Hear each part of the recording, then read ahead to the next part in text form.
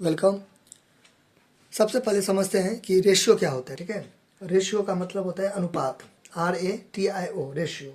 यहाँ पे मैं रफ कर रहा हूँ। ठीक है, रेशियो रेशियो यानी कि इसको ऐसे डिनोट करते हैं और इसको हिंदी में जो बोलते हैं अनुपात बोलते हैं। दो या दो से ज़्यादा चीज़ को कंपेयर करेंगे ना तो वो रेशियो होता है। ठीक है, दो या दो से ज़्यादा चीज़ों को तुलना करेंगे ना तो वो रेशियो होता है, लेकिन सेम चीज़ होना चाहिए। ठीक है, यानी कि एज को कंपेयर करेंगे एज से।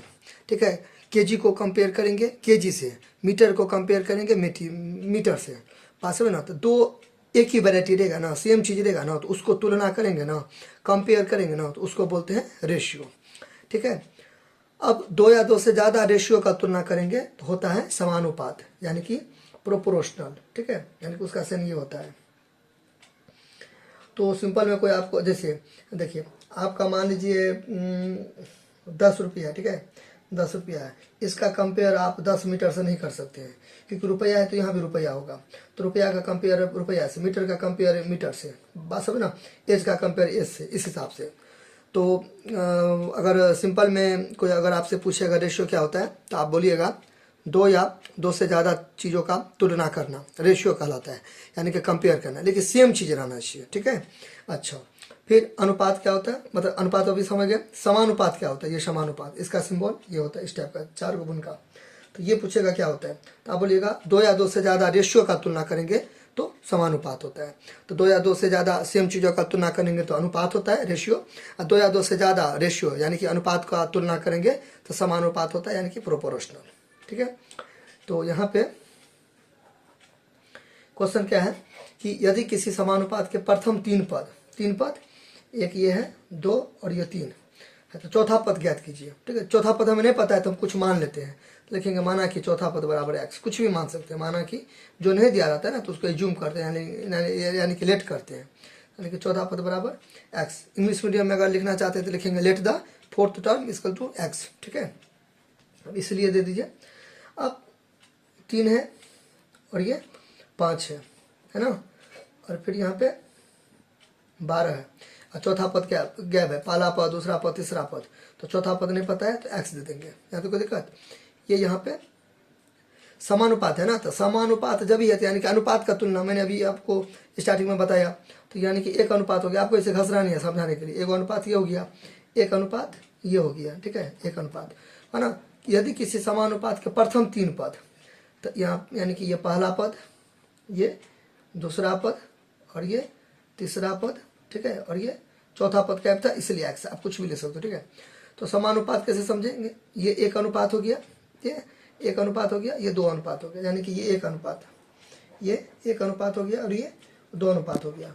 ठीक है, दोनों अनुपात को तुलना करेंगे तो हुआ समानुपात, तो यहाँ पे समानुपात।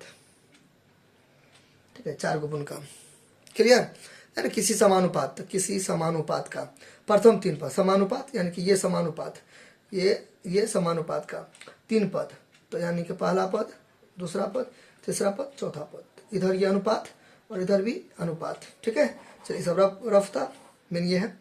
अब यहाँ पे अनुपात में दिया रहेगा तो यानी कि बट्टा, तो 3 है तो 3 पे अनुपात यानी कि बट्टा, ये 5, समानुपात इसको टू लगा देंगे 12। ठीक है, फिर यहाँ पे एक्स, क्लियर। अब यहाँ यानी कि अब यहाँ पे एक्स का मान निकालेंगे बाय क्रॉस मल्टीप्लीकेशन, यानी कि इसको हिंदी में बोलते हैं वर्ज गुणन करने पर। अब इंग्लिश मीडियम से अगर हो तो लिख दोगे by cross multiplication, Hindi medium से हो तो वर्ज गुणन करने पर, यानी कि जिसको बोलते हैं देसी भाषा में गुना करने पर, वही। तो 3 को एक्स से गुना करेंगे तो 3 गुने एक्स हो जाएगा, क्लियर, बराबर। इसको इससे गुना किया है ना, इसको इससे गुना करेंगे। अब 3 को, अब चाहो तो इसको गुना कर दो, 3x और 60, या तो गुना नहीं करो। ठीक है, क्योंकि बाद में तो छोटा करके काटना ही पड़ेगा, तो नहीं करेंगे गुना। आप चाहो तो गुना कर सकते हो, 3x बराबर 60, तो x का मान निकालेंगे तो 60 ऊपर में 3 नीचा में, अब ऐसे भी कर सकते हो। ठीक है, फिर 3 को नीचे दे देंगे, 3 का 3, 3 चौके 12, कितना हो जाएगा, 20 हो जाएगा। ठीक है, कितना हो जाएगा, 20। अब यहाँ पे मैं यहाँ पे लिख दूंगा, यहाँ पे मैं लिख दूंगा अतः चौथा पद बराबर, चौथा पद बराबर एक्स था, तो एक्स की जगह पर 20 है आंसर। अब मैं कैसे समझूंगा कि मेरा सवाल सही है कि गलत है। तो देखिए इसको मैं चेक करूँगा, ठीक है। ये तो अपना मेन हुआ। अब इसको मैं चेक करूँगा। चेक वेक नहीं करना है आपको, मतलब मैं आपको समझाने के लिए भी चेक कर रहा हूँ। चेक यानी कि जांच करूँगा, तो जांच करूँगा तो 3/5 हुआ, फिर यहाँ पे 12 और x के जगह पर कितना हो गया 20 होगा ना। तो इधर 3/5 है, तो इधर भी 3/5 आएगा। कैसे 4 × 12 और 4 × 5 = 20 हुआ ना 3/5, यानी कि इधर भी 3/5 इधर भी 3/5, यानी कि मेरा सवाल सही है। Thank you.